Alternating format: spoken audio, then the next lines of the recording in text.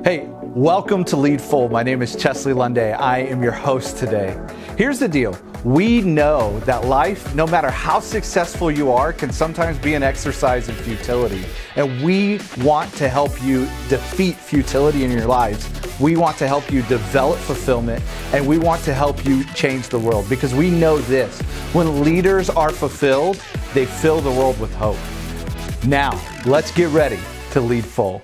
Hey, we are getting ready to interview Zan Fiskum. Now, you might have recognized that name. She was on season 18 of The Voice. She was on Team Legend, made it all the way to the top 9. We are so excited to have Zan. She's going to talk to us a little bit about what is it like to be a creative in the middle of a pandemic? How was the show and the whole process? There's a lot of the show that we don't even know about because we don't even get to see it. But I had a really exciting interview, and we'd love for you to listen in. Hey, thanks, Zan, for being on the podcast. Really excited about you being here. And we were just getting ready to have that conversation about you talking about what it's like being a Jesus follower, sharing your music. And, you know, one of the things that we care about is, as creatives, we want everybody to know you don't have to create, you know, quote unquote Christian things to make an impact on your city for the glory of God. And you were going to kind of jump right in there and tell us what it's like being a music artist in that regard. Yeah. It's just like there are so many people that would never step foot into a church. They don't feel comfortable. They've had bad experiences. And I've had some really just incredibly impactful conversations with people sitting at the bar during my show. You know, people who have come to listen, people who have, you know, been working the show. And it's not always pretty and perfect. You know, sometimes these people are drunk and they're just pouring out your heart. But I'm like, that's like what my heart longs for, is to have connection with people like that. And so obviously a part of it is just, I feel like I have a gift for music that, you know, I write about my life, not just my worship, but, you know, it's deeper than that. Like I feel so much fulfillment in getting to be involved in the music world in that way. Yeah, that's really awesome. So for those of you that don't know, Zan was on season 18. Was it season 18? Yes. Of The Voice? It will probably go down in history, that season, because that was the season everything shut down with COVID. You made it to what, top 8? Was it top 8?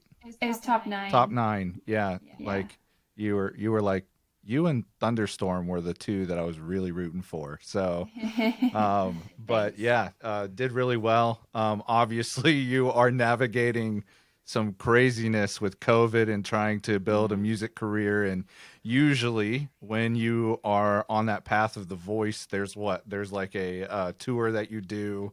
There's a bunch of press that, and with COVID, everybody's scrambling to try to figure out what that looks like. So tell us the process of how that was for you.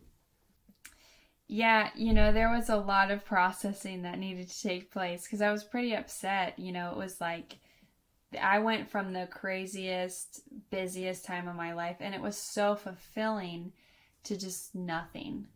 And, you know, we had to do nothing. Like, we had to stay at home. And I think I even got COVID and maybe didn't know it at the time. So I'm at home just doing absolutely nothing. It's crazy. But yeah, so I had to honestly navigate a lot emotionally in that time, and I'm just trying to rebuild and move forward with my career. But yeah, it will forever go down in history as the craziest Voice season. Absolutely. So what was your time like?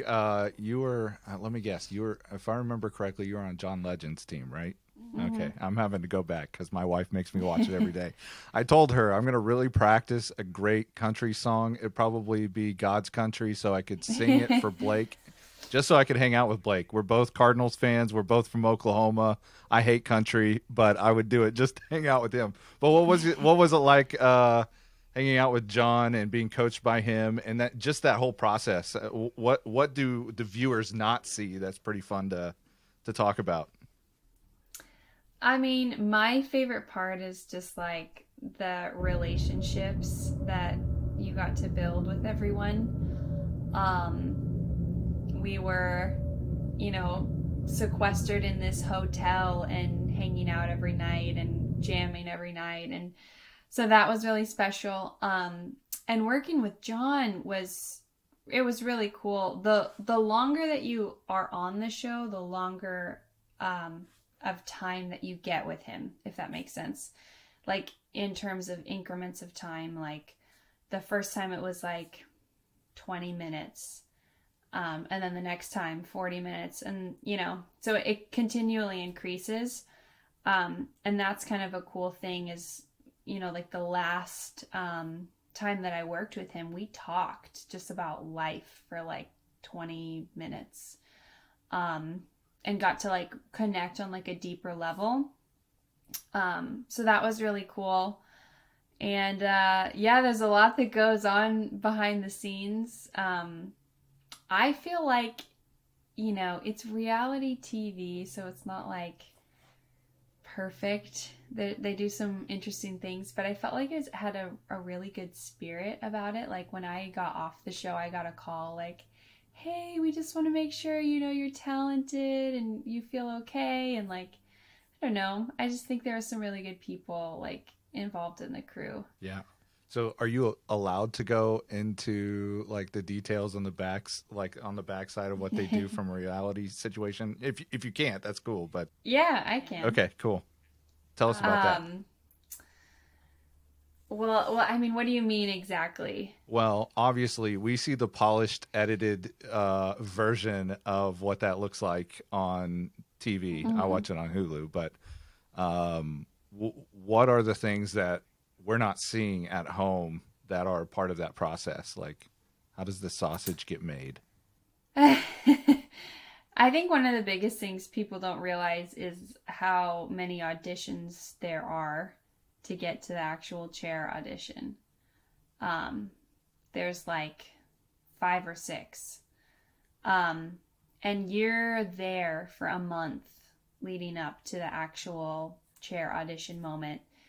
And while you're there with hundreds of people there for a month working on stuff, they'll randomly call someone to the office and be like, hey, we just decided you're going to go home today. Like, they just don't even get to audition. So the whole American Idol process that they televise, like for you guys, they don't even televise. Yes, exactly. So there's a lot, and it was really emotional because we would be in our hotel and they would tell us like around 8 or 9 p.m. if you were going to audition the next day. And so they would call off names and your friends would be leaving. And once they audition, then they're gone. Like they go home. You don't see them after that. So it's emotional because people you love don't make it. And then also you're afraid to not get to be called because once the teams fill up, then it's over. So there's like a margin of people that don't get audition, not because they weren't qualified, but because they just didn't get called. Enough spots. Yeah. Yeah. So it's really hard. Yeah, sounds like it. Be nerve-wracking. And it's kind of a whirlwind of stuff because you're hurrying up constantly and then you're waiting around constantly and then okay, hurry up and run over to go do an interview with this person, and you know, so it's kind of a weird blurb of stuff. Yeah, it sounds like it. So I love Ellen. Did you end up getting to go on her show? I know she has like almost everybody come on her show. No, that didn't end up happening. No, everything was shut down. Shut down, man. So not even any Zooms? Like, I mean, I've lived on Zooms. I did do some Zooms with like Entertainment Tonight and some things like that, but how was that experience? It's usually like really, really quick. Yep, it's quick. Well, it's funny because the interview process is so long, and then what they show on TV are like, oh, wow, that was... you didn't get any of the good stuff. Right, yeah, yes. No, I know. It's... Man, just doing the editing process for a Sunday morning at a church service or any of that stuff online, you're like, I can't say that. That's too much filler, you know. So you get like a little bit of the entire piece that you're doing. So, yeah. Tell me what life has been like. Obviously, you and I just had a conversation a little bit, but what has life been like after The Voice? Normally, you have the tour, but like you're still having to hustle now, right? So it's been a little bit of a different experience for you compared to other seasons of The Voice. Talk to us about that. Yes. Been in the hustle, just trying to basically have a strong presence online with social media, which is really hard because who understands how that works? And I'm working on my album, and you know, the way a career, I think, the way that I understand it, it works is it's not this linear incline, you know. It's kind of you got to put your best foot forward, and someone's going to call you up that you did a random show for 2 or 3 years ago, and they have an opportunity for you. That's great. So that's kind of the game that I'm in at the moment. One of the cool things, though, is I still have like a relationship with John Legend after the show. And he's still pretty invested in like the music that I'm working on. So I'm kind of hopeful that he'll, like that'll like lead to more. Yeah. So what has it been like trying to navigate through relationships and start networking in, you know, in this situation where you can't go anywhere and you're doing online appearances rather than physical appearances. What has it been like doing the networking side? Yeah, I mean, it's been hard. I think honestly I'm bad at networking just as it is, because I'm just like chill. I'm like, opportunities will come to me. But yeah, I honestly, the way that I try to approach networking is like anytime I meet anybody, I just try to build like a relationship with them and see if we connect, see what we could do together in the future. And so the few moments that I've had those opportunities have been in really small settings, like when I've done live streams for different events or things like that. But there's not a lot of opportunity right now to meet people and network. Right. Especially you live in Washington. So I do. Everything's perpetually shut down there. So extremely so. I know how that feels. Yeah. My sister is actually she's in elected office there in Seattle, and so she's really? been hanging out here for the last couple months trying. Yeah. So she's like, "Yeah, you're a little bit more open." So it's like, "Yeah, and we have sun, you guys don't." So it helps with the depression when you're locked in your house. So you're an Enneagram 4, right? If I remember correctly. I'm guessing more introverted. It makes you really great at the creative stuff. So let's talk a little bit about your creative process. What does that look like for you when you're songwriting? Creative process a lot of times is in my car. I get a lot of ideas in my car. But I think like one of the things that I found for myself is like there's just moments where like ideas like come in my head and I hear the song like in my head, you know. And I've heard of other artists and people experiencing that, and other people have attributed it to like feeling like there's something like greater at work within you.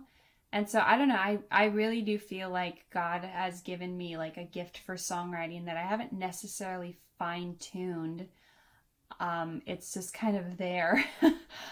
But yeah, I feel like I'll get inspiration, and a lot of times with my songwriting, I'll start singing words that just like happen, and I'll realize like this is about my life and what I'm going on. And I feel like I learn about how I feel about situations or what I'm thinking and what I'm processing.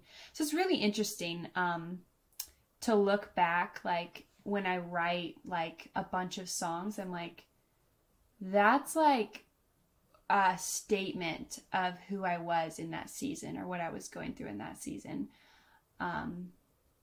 Yeah, I really feel like my music teaches me a lot about myself. And when I don't feel like inspired, recently I just kind of go to the piano and I don't try to write a song, but I just jam, and it's just a good way to get yourself into that creative zone. So yeah, I was trying to write a sermon the other day and I had just massive writer's block. Tell us, what do you do when you, outside of like playing the piano, what are some things that you do to try to mitigate that when you're going to a place and you've got like, okay, it's just not flowing today? So are there exercises you do that kind of just let the juices start flowing a little bit and maybe see if you can get a rhythm? Yeah, I've kind of found that like different creative outlets actually impact my songwriting. So like painting or sculpting or like different stuff outdoors kind of helps me get back into a creative place.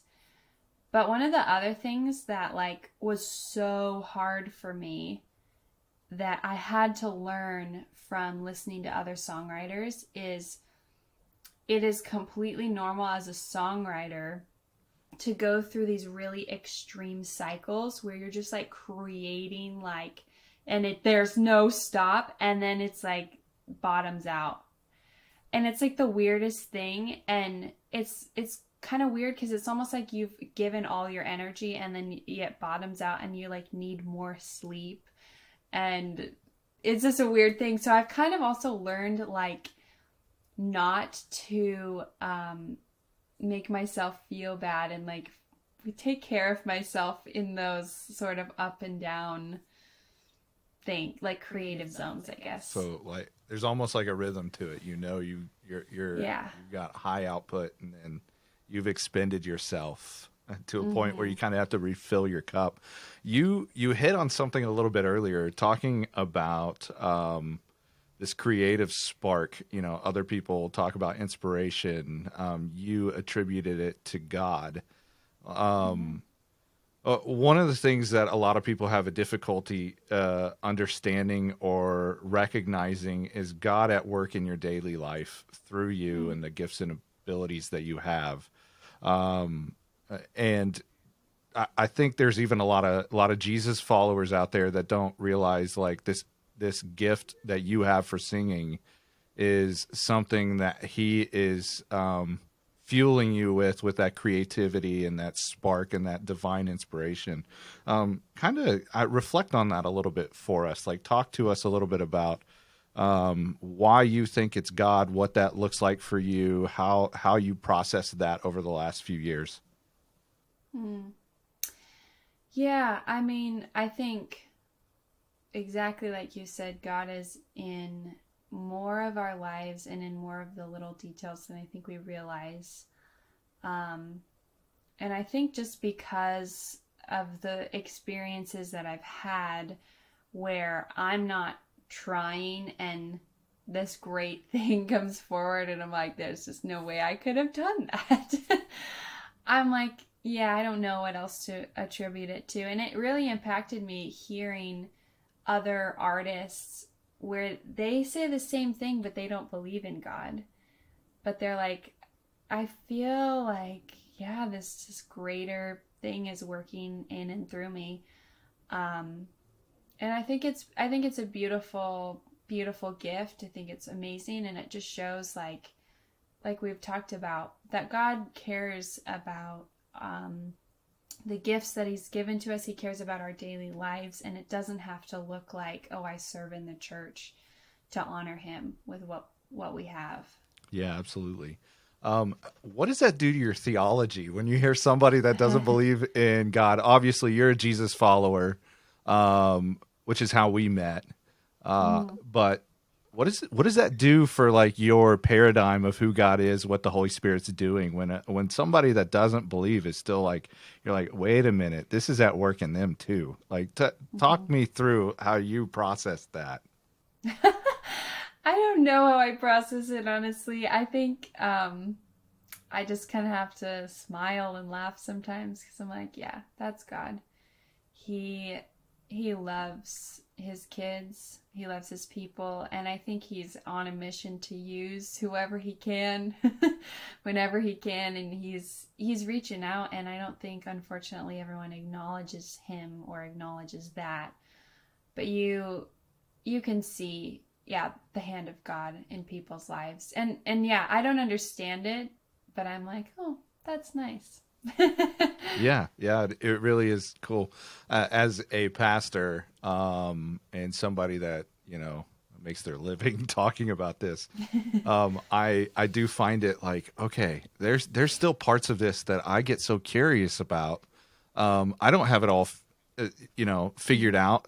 I think God, oftentimes what we do, even as Jesus followers, is we tend to put God in a box, and the box is there to help me kind of conceptualize this thing that's incomprehensible, which is God. And although he's personable and he's near, he's also vastly more infinite than I could even imagine. And when you go to your writing, how do you is there an acknowledgement of that part of God in your writing process? Do you reflect on that when you are writing? Is that a key part, like a pillar of what you do? I think when I'm writing my worship music, yes. And I feel like with writing worship music, it's different. I feel like a huge burden in writing things that are accurate and really like glorify God. And I just want to be careful with my words, because it's not, and that, at that point, it's not a me thing. It encompasses a prayer. It becomes a prayer that a lot of people will connect to. And so, yeah, I feel that deep need to accurately express who God is. And that can be really hard because, yeah, there's a lot of little phrases that we use in church that can be really misleading. And I always feel like this need to like be really careful. Like, for example, I started to get bothered by, I actually used it once when I was leading worship. I was like, I think I said, let's invite God into this place. And after I was done leading worship, my friend Hunter came up to me and he was like, when you use the word invite, what does that imply? I was like, that he's not here? And he's like, exactly. He's always here. And so not that I don't think that when people use that term that they are meaning that God isn't already there. But I think that it does impact us in that way in creating like mindsets like that. So anyways, I just try to be careful of those things. Does that make it more difficult in the creative process if you're thinking through the worship? Because I'm guessing you've got all these like, oh, I can't say this theologically, or if I say this is going to become misconstrued, or like how does that affect the creative process?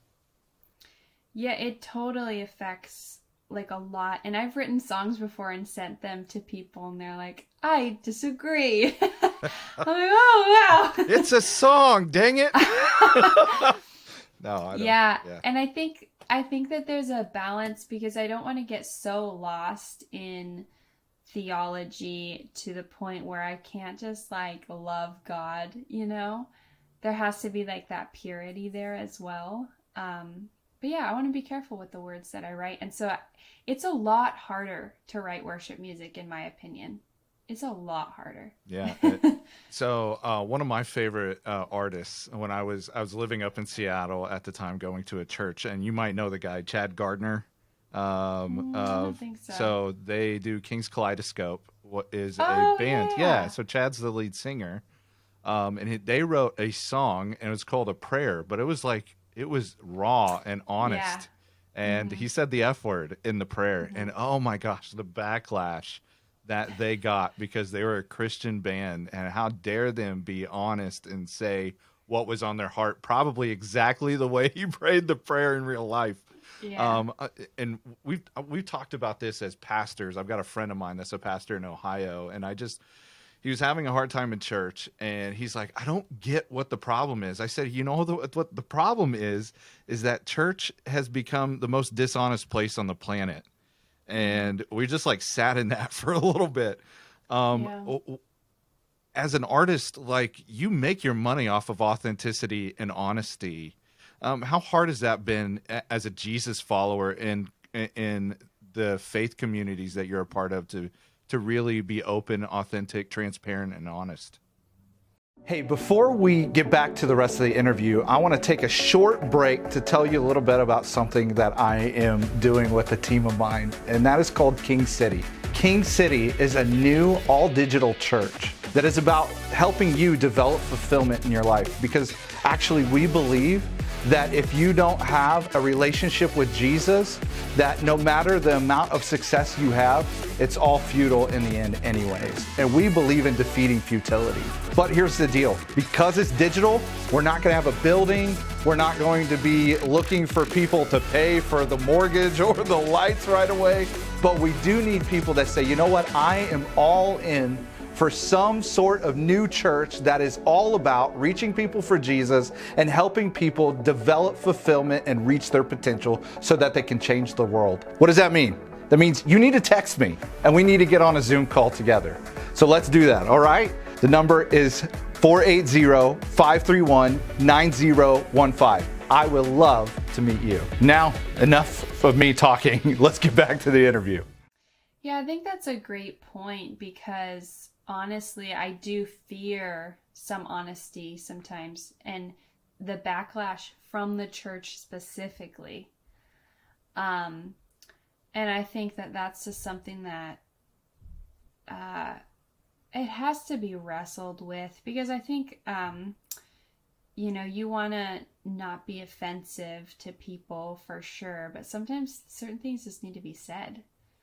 And like that song, like, I think I'm fine if it makes someone uncomfortable and they don't like the song, but if they're like creating like a huge problem with it, then that kind of bothers me. But I'm like, look at Psalms, man. They were not using pretty language. No, they weren't. Go to Ezekiel. Nice. I think it's Ezekiel 36, if I remember correctly.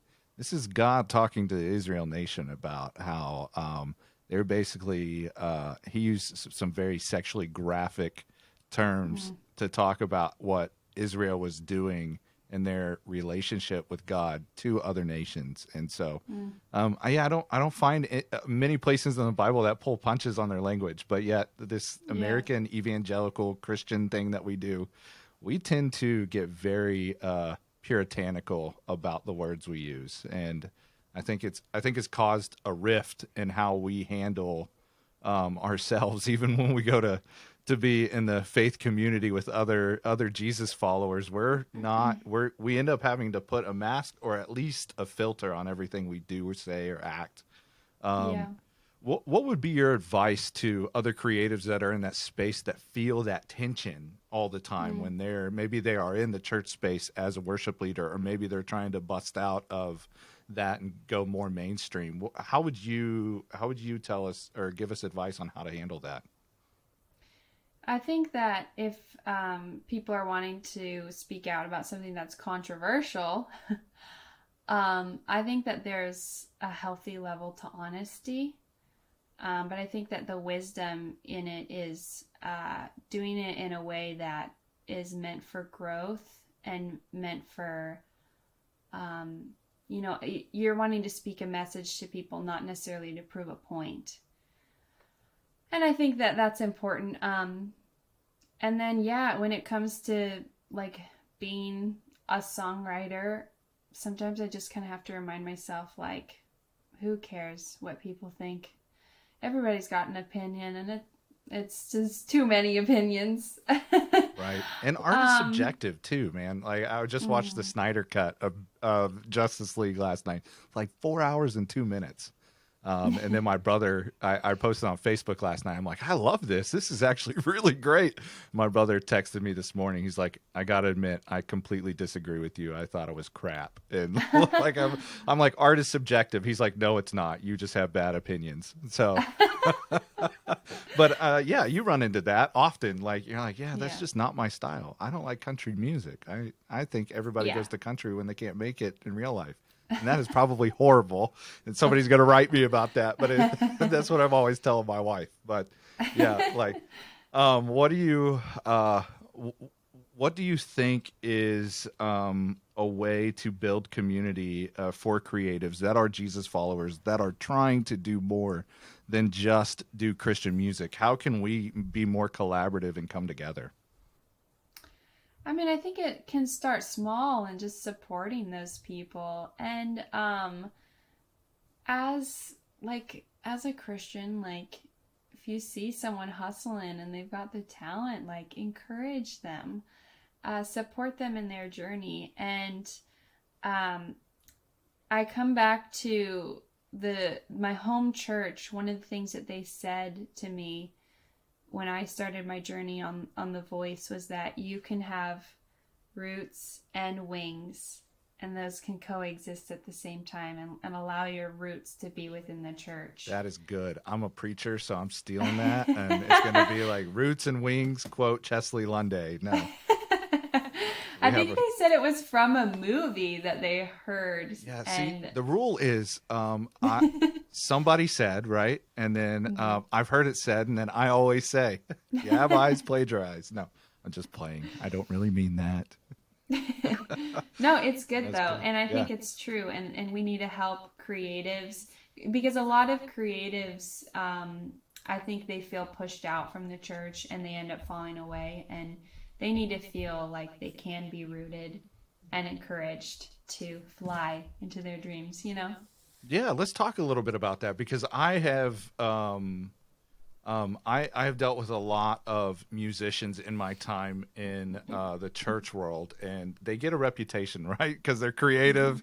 The creative process is nonlinear, and so they sometimes get branded flighty and a little flaky, and we have not made it a conducive place to really grow in rootedness there. Probably part of it is our attitude. But what could we do as a church to help build a place where creatives can thrive? Yeah, I think, you know, honestly, one of the first things that comes to mind that I've seen in a lot of aspects is, unfortunately, a lot of church leadership tends to flock towards, like, investing in people that they feel a connection with. And I think whoever is coming into your church, they need to be invested in, whether or not they're hard to talk to, they're not easy to get along with, they're weird, whatever. Every person matters to God. And I think that there's a lot of creative people out there who can be a little eccentric. Not every time, but yeah, I think, yeah, they just don't always feel connected or welcome. And also, like, if somebody has, you know, this incredible strength of music, but they're on a worship team that doesn't really put a lot of time and investment in work, that can be hard for them. Yeah, talk about that a little bit, because in the church world, it's like, hey, we want to give everybody a voice. We want to empower everybody to serve. But you're saying the opposite in a little ways. You're like, hey, yes, we want everybody to do that, but the people that are really pushing to do this well, they're going to be turned off by just anybody being able to get up there and not taking it seriously. So how do we hold that tension as an artist yourself? And obviously you've been a worship pastor as well. Like, talk to us about that. I think you can totally manage that tension.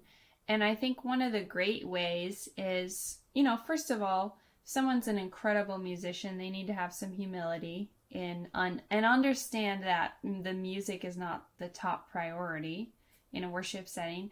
But I also think that they have a lot to offer, and in terms of developing other musicians. And so I think, like, creating a worship environment where you're developing other people and encouraging them to work hard and go to the next step in their abilities is a great way to include everybody. And I think there are so many people who start in the church. That's where I started. That's where John Legend started. That's what, I meet tons of people. That's where they started. And so inspiring incredible people to invest into younger musicians, I think, is a great way to do that. Yeah, absolutely. So one of the movements that is happening with the church world is really helping people make an impact in their city, making an impact in their networks, their social networks, their environments. For people like you that are creatives, sometimes God gives them a humongous platform.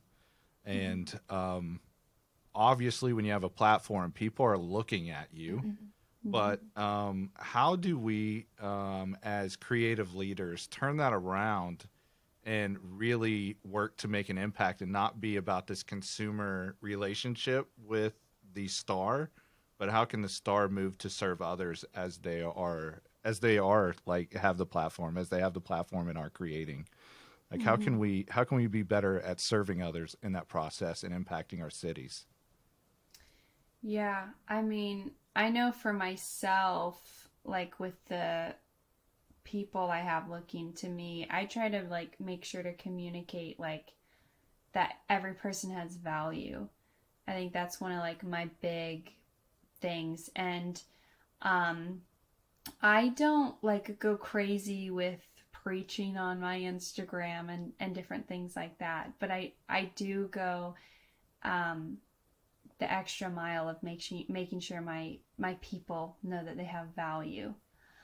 That's really important to me. And so I think, finding ways to reach your people, figure out what you want your message to be. And it doesn't necessarily have to be like the Bible says this and whatever, but communicating some sort of a message that has the heart of God in it.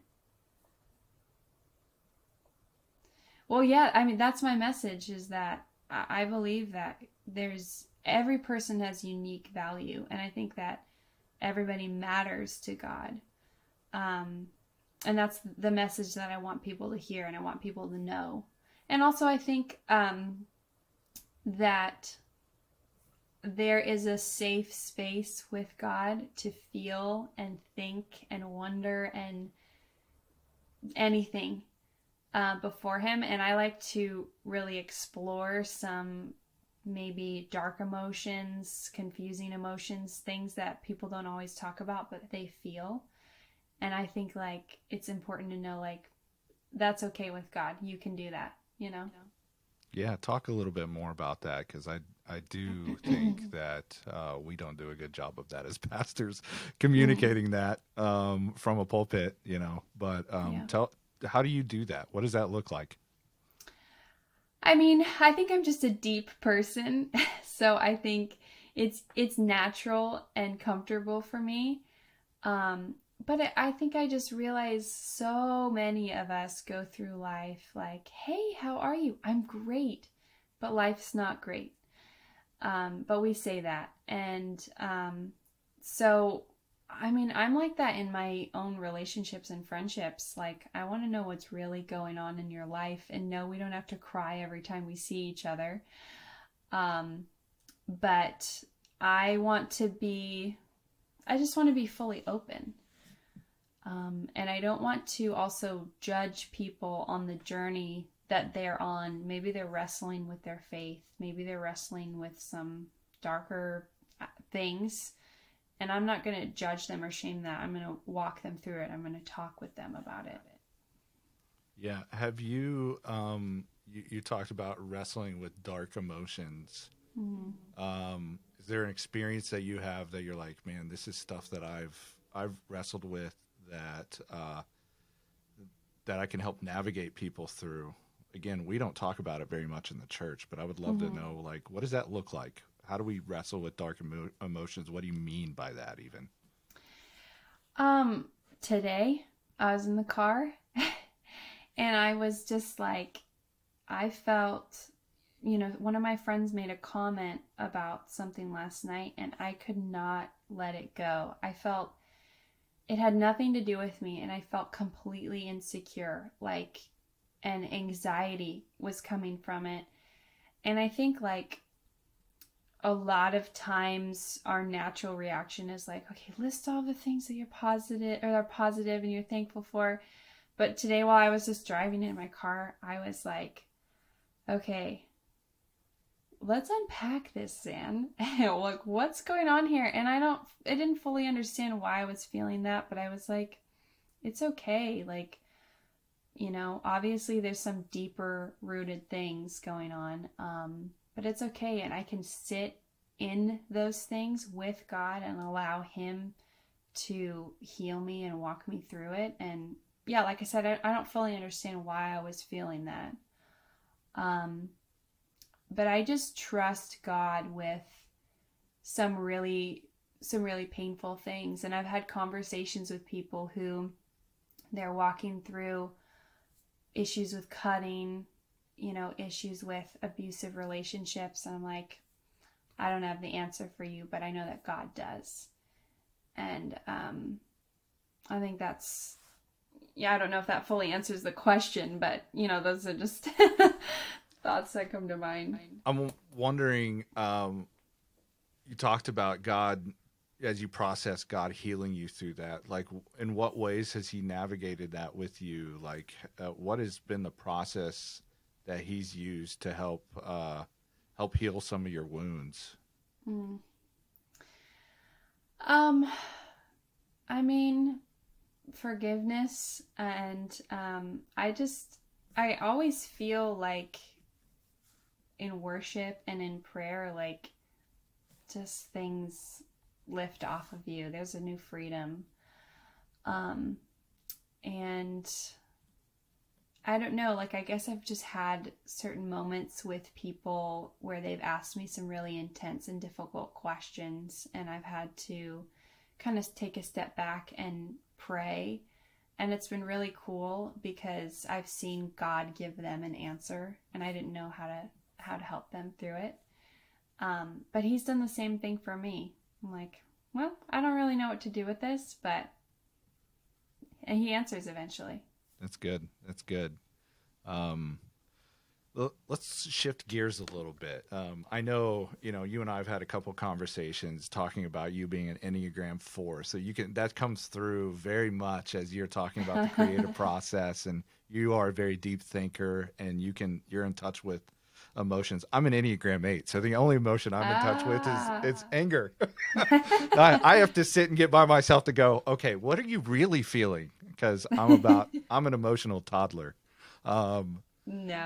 Yeah.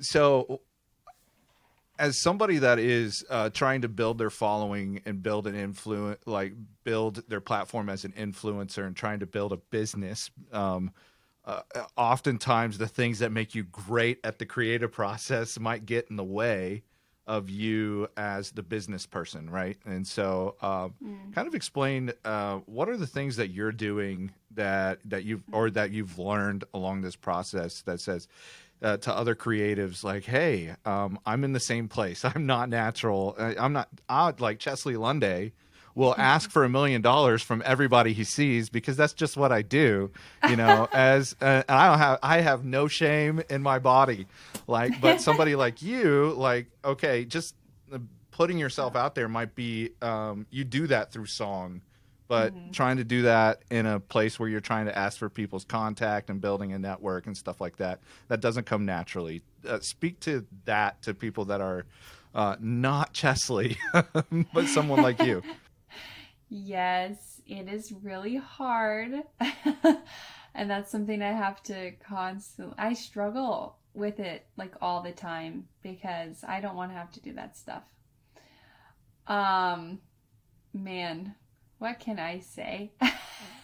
Because, yeah, I mean, it's just so hard for me, honestly, but I think, I don't know, honestly. I just try to not be in my head, but not gonna lie, it's just a struggle. Yeah. I don't know how to help people. I'm trying to work through it. Yeah. So tell me about your team. Like, how do you build a right team? If that's something that you're weak in, one of the things that we do in a business, like I'm so bad at administration. So I have 4 administrators that run all my details. So you asked me to go get stuff for a pizza party. I'm getting the pizza and the soda. I will forget the plates and the napkins and the, all the silverware. Like I'm not a detail person. So I've got to have a bunch of them. Obviously, as someone that's building a business, what is it like to try to find a team to help fill your gaps? What does that look like in the creative space? Well, I have a manager who is great. But honestly, one of the biggest things is my boyfriend, Alec, who I do music with, and we pretty much do everything together. He is the opposite spectrum of me. He is great at networking. He is great at all the little things you need to do. And I learn a lot from him. I just kind of watch what he does, and I also ask him to help me. So I really rely on those two to help me a lot with kind of that side. And, I do what I need to do to grow and get the tools. And I just don't think that's my gift set, though. That's fair. I mean, that's a big deal. What I have found is when you get in a job, they have this job description, but at the end of the day, we are good like at 2 or 3 things. Like you have a superstar voice, and you're really good as a lyricist, right? I am not that, so. But again, I have no shame, so I can walk up to anybody and go, "You're a millionaire. You need to give my organization $1 million." Sorry, and I'm going to get no's, and people are going to look at me like I'm crazy. My wife is going to kick me under the table because you're not supposed to do that, But it is a strength of mine. I am good at that. That's great. So I have a great appreciation for that. Right. Talk about what it looks like. Oftentimes with our American culture, like we get this superstar piece where we put people on a pedestal once they hit a certain notoriety. For the church, we've seen a lot of pastors that hit that level and just crash and burn. Right. I am sure there have been people like that in the music space as well. How do we as a church family, when I say the church, I'm not talking just a local church, I'm talking like the body of Christ, like a family of Jesus followers. How do we help in those certain circumstances to make you feel like a part of the family rather than just being gawked at? What can you guys do to help raise the standard for other people that are coming to watch your shows? Like, talk about that interplay between the superstar Jesus following person on the stage and the people that are sitting there feeling like, oh, there's so much distance between you and me. Like, how can we fix that? How can we close that gap? So with your question, kind of bridging the gap between those two worlds. And I feel like initially I think of church culture. That's kind of like, I think that we're creating some of that in our church world as well, where we put the worship pastor and the pastor on these pedestals where we worship them a little bit. And they're unattainable. And I just think that is so unhealthy. And I truly think that it's on the job of the church leadership, the pastor, the worship pastor, to bring themselves down and help people understand that you are a real person. And I think, you're going to be inspired by those people for the love that they have for Christ and their work ethic. And but I guess like one of the things that I think of is, a lot of churches, like, they don't, like, pastors won't greet people in the lobby, like, and especially worship pastors, they just go chill out in the back. I'm like, go talk to people, and let them just see that you're real. That's the first, thing that comes to mind. And I think, with with the music realm, I'm not sure how we could sort of create that gap. Although I will say, you know, some people, when they're in the music industry, they almost try to make themselves this megastar and put themselves above people. And I think like that's not a super healthy way to go about it. Yeah, you were talking about the wings and the roots, and I've been in many organizations, mostly churches, where you have these sometimes camps are a lot like this too. For those of you that don't go to church, like there's a whole Christian subculture that, you know, you go to camps and you get big, like us speakers. That's where you get to go speak and make some money. Same thing with you. You get to go to camps and like these conferences to do like music there. And those are the wing moments. But as creatives, we don't necessarily like the rooted moments. Yeah. And how do we, and I'm asking even for me, you know, as a pastor that's a speaker, we're really good at the wings, but we're not really good at the roots. How do we do that? You know, people look up to us, so the wings are easy, the roots are not. How do we become more rooted in a community when we're, you know, on tour so many weeks out of the year, or people look up to us and when we get home we're not that superstar person? Or how do we root ourselves in community, in Christian community? I think, yeah, just the first thing that comes to mind is like it feels good to be liked, and it feels good to be put on this pedestal of like, oh, maybe I am more special than others. But I think we just have to make sure that there's purity in our hearts and in our lives to crave the things of God more than we crave being put up on that pedestal and being liked by people and being popular. And I feel like I see that all the time in the church world right now, is that so many people start their journey with that heart and get lost. They get lost in the sauce of being this megastar that they really are and they really can't live up to be. So. Yeah, that's big. So what are some of the things that you do to practice community while you're still trying to hustle? I think having really good relationships in your life is important. I'm friends with a lot of older people. I mean, some of my best friends are moms in their 40s, and, you know, I'm 24 years old. No shame. I was going to say, watch it. I'm creeping close. Yeah, I mean, there's no shame. And honestly, one of my favorite people to hang out with in the whole world is this like 70-year-old lady. And she just like kicks my butt. She's full of life and spice. And she reminds me of what's really important. So yeah, I think you want to be rooted to people who ask you the hard questions and remind you of who you are. That's huge.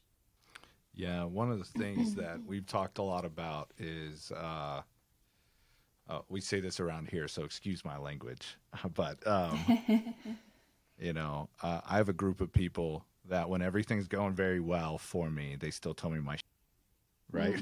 And then when everybody is telling me I'm not doing good and I'm not worth it, these are the same group of people when everything's going well, say, hey, don't put yourself on a pedestal. They're the same group of people that go, hey, the people that are telling you like you're horrible and you're worth it and you should, you don't deserve the air you're breathing, like you're not that bad either. Mm-hmm. And so I think it's super important to have a tight-knit community that lets you be human.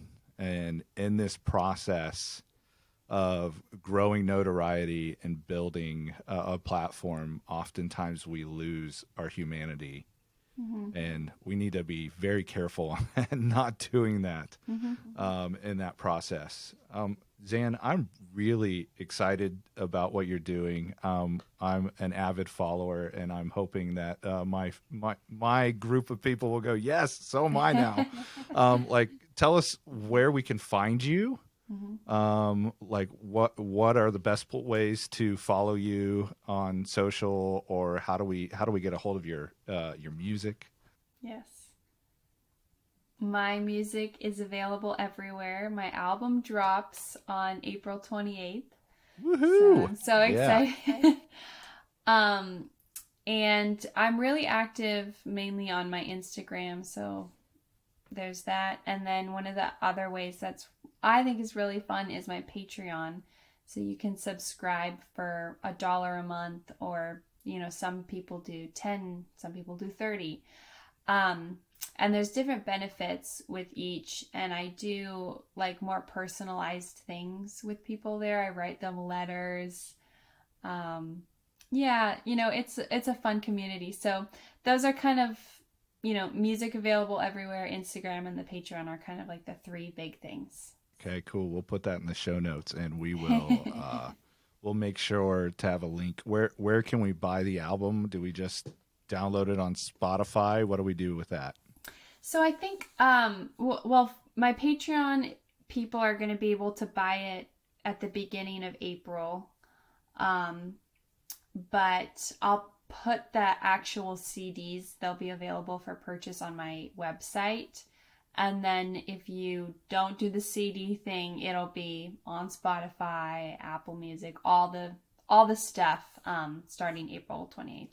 Awesome. I can't wait, because I love your music. It's Thanks. great. So Thank cool. you. Well, thank you for hanging out with us. Yeah, It was a thanks lot for of having fun me. talking today. Yeah, absolutely. I appreciate that. That was an amazing interview. Thank you, Zan. I really enjoyed spending my time with her, and I'm sure you guys did too. Hey, normally I do the soapbox, or I do a book review, which we're going to get to next week. But during an interview with a creative such as Zan, what I thought would be better is to end our show with letting her show off her talent, which is amazing, because she's getting ready to drop her album, Sleeping Problems, this week. So check it out. It's on the 28th, a couple days from now. And so we're really excited to see her just show everything she's got to the world. And I would love for you to go pick up her album wherever her albums are sold. Look at Apple Music or Spotify. It'll be really great. All right, here's Zan with Find Myself.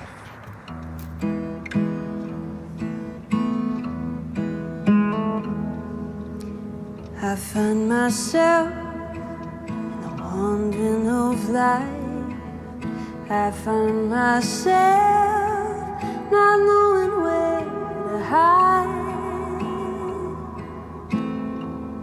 I'm still looking for my life.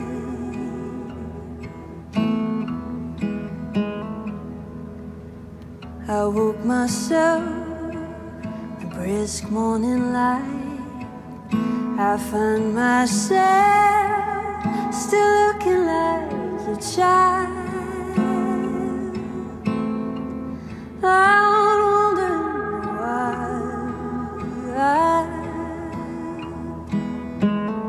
Thinking about the way we used to talk about the way you always said you would.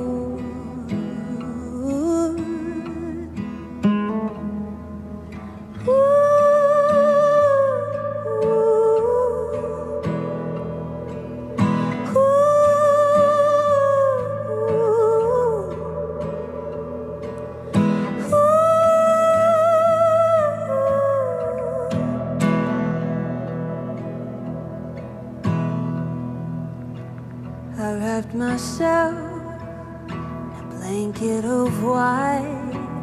Oh, you bet your eyes from staring at the sky. Looked for meaning in your life. Thinking about the way we used to talk about the way you always said you would.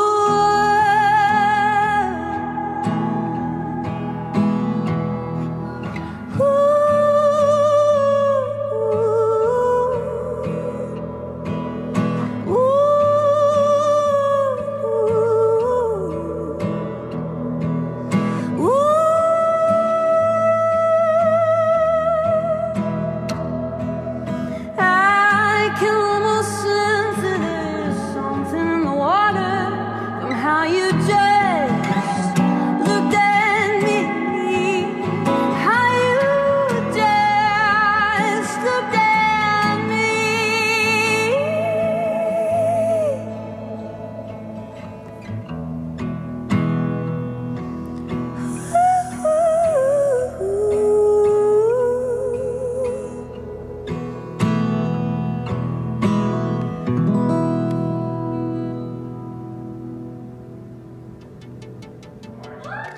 Zan is an amazing human being, so let's go support her. She is on Patreon. Look her up. It's ZanFiskum. She's got songs there. If you support her, she's got a whole community there that she gives content away. It's so amazing. Also, check her out on zanfiskum.com.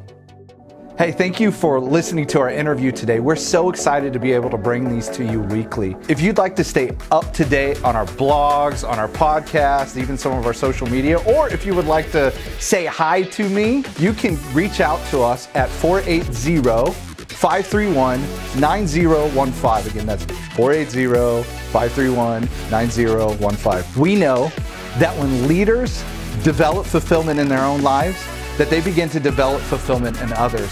And when fulfilled leaders lead, they lead and develop hope. And the world needs a lot more hope.